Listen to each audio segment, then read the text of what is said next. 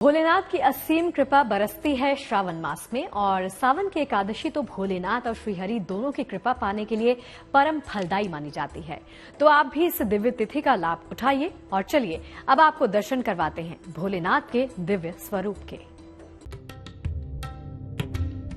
आस्था की इस पुण्य धरोहर पर बसा है कैलाशपति का पावन धाम गाजियाबाद का दूधेश्वर महादेव मंदिर, जिसे कहा जाता है पवित्र शमशान। मंदिर की ख्याति दूर दूर तक फैली है। इसकी महिमा का जितना बखान हो उतना ही कम है।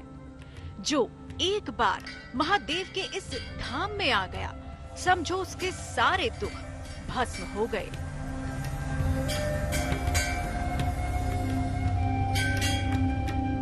मीलों का सफर तय करके भक्त महादेव से साक्षात्कार होने आते हैं और पूरी तन्मयता के साथ एक ही कामना करते हैं कि प्रार्थना स्वीकार हो।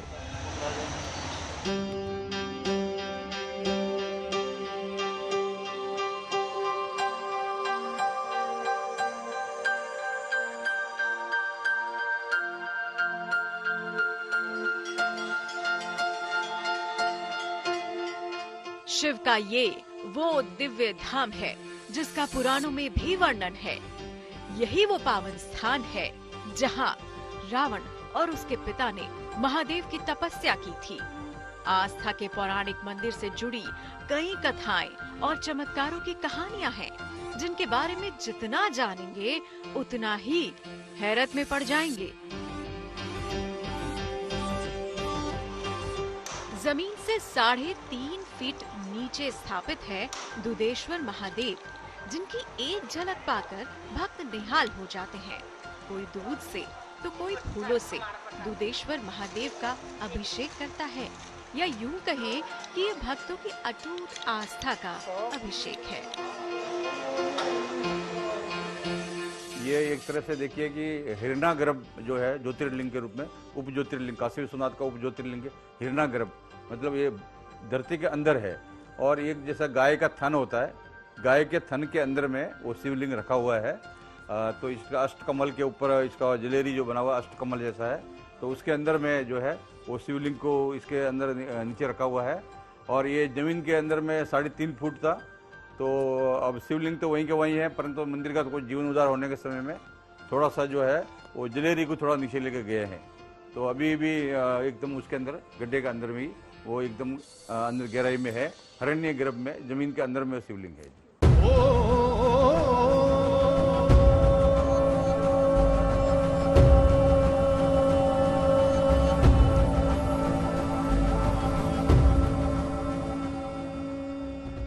जहाँ भी भगवान शिव की पूजा होती है, वहाँ नंदी यानी भगवान भोले के द्वारपाल सदैव विराजित होते हैं। बगैर नंदी महादेव की पूजा अधूरी मानी जाती है। यही वजह है कि हर शिव मंदिर के बाहर नंदी की मूर्ति जरूर रहती है। यहाँ भी नंदी जी के अभिषेक करने के बाद ही भक्त भोलेनाथ की आराधना करने आगे बढ़ते हैं। नंदी भगवान शिव के प्रधान सेनापति भी हैं, तभी तो बच्चा हो या बड़ा, हर कोई नंदी के कान में अपनी मनोकामना कहना नहीं भूलता।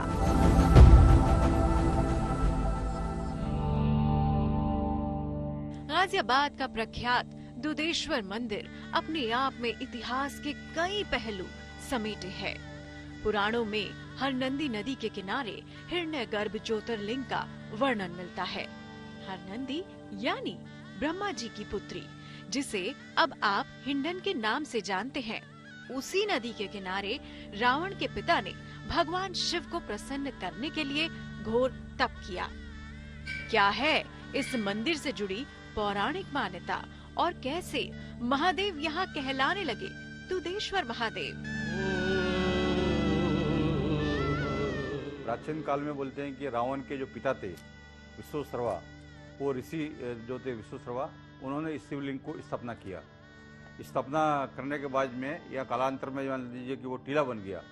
टीला बनने के बाद में यहाँ पर जो है केला गांव की जो गाय है, वो जो गाजियाबाद का ज़्यादा क्षेत्र केला गांव में बसा हुआ है, तो केला गांव की गाय आकर स्वतः ही यहाँ पर दूध अपने आप ही गिर जाता था।